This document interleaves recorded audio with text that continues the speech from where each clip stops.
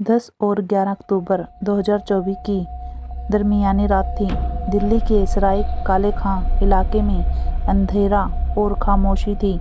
आमतौर पर चहल पहल से भरा रहने वाला शहर अब शांत था। उसी रात के आसपास दिल्ली में एक छोटी सी दुकान चलाने वाले कबाड़ व्यापारी अपना सामान समेट रहा था।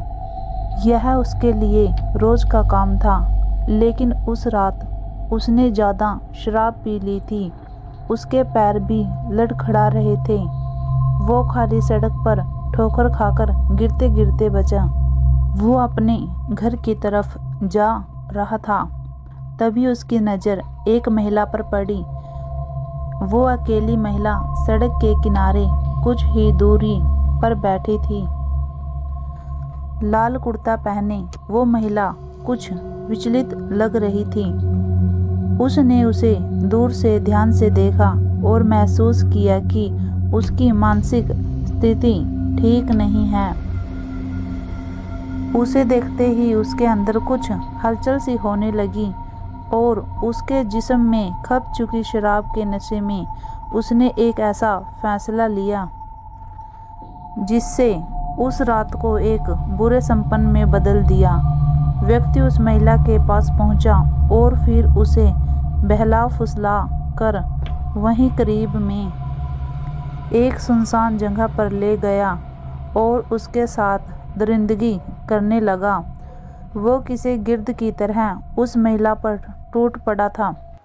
तभी वहां एक और शख्स जा पहुंचा जो इलाके में जाना पहचाना भिखारी था। वो हमेशा नशे में चूर रहता था।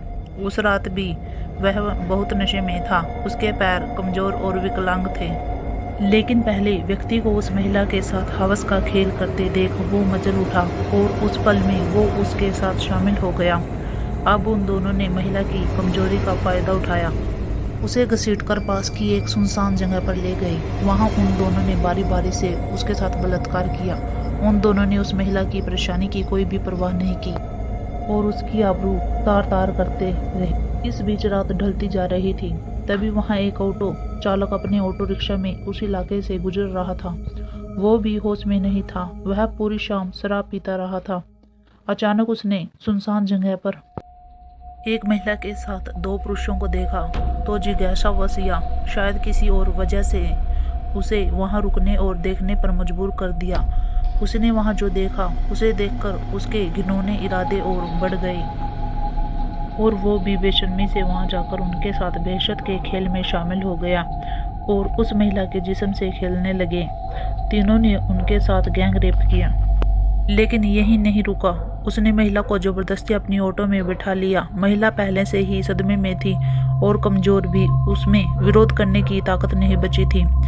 ने उसकी हालत का फायदा उठाया और अंधेरे की आड़ में ऑटो को दूसरे सुनसान इलाके में ले गया। वहां उसने फिर से महिला पर हमला किया और उसके साथ रेप किया। इसके बाद उसने ठंडे दिमाग से ऑटो को सराय काले खां की तरफ वापस मोड़ दिया और वहां उसने महिला को सड़क किनारे ऐसे फेंक दिया जैसे वो कोई फेंके जाने वाली चीज हो।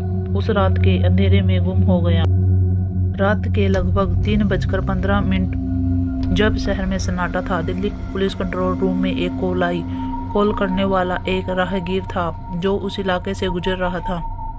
वो एक आर्मी अफसर था। उसने कॉल करके पुलिस को बताया कि सड़क किनारे एक महिला गंभीर रूप से घायल अवस्था में पड़ी है। उसने लाल रंग का कुर्ता पहना हुआ है। उसके शरीर से बहुत ज्यादा खून बह रहा है। ये जानकारी मिलते ही पुलिस टीम मौके पर जा पहुंची और वहां लाल कुर्ते में महिला मौजूद थी। उसकी हालत देखकर कुछ साफ समझ में नहीं आ रहा था, लेकिन यह साफ था कि उसके साथ दरिंदगी और मारपीट की गई थी। उस वक्त वो महिला यह बताने की हालत में नहीं थी कि उसके साथ क्या हुआ था, लेकिन उसके कुछ टूटे फूटे शब्दों से पुलिस ने अंदाजा लगाया कि उसके साथ इस हाल के लिए कई लोग, एक ऑटो रिक्शा वाला भी जिम्मेवार था। पीड़िता को इंसाफ दिलाने के लिए पुलिस ने सनलाइट कॉलोनी थाने में सामूहिक बलात्कार का मामला दर्ज किया और मामले की जांच शुरू की।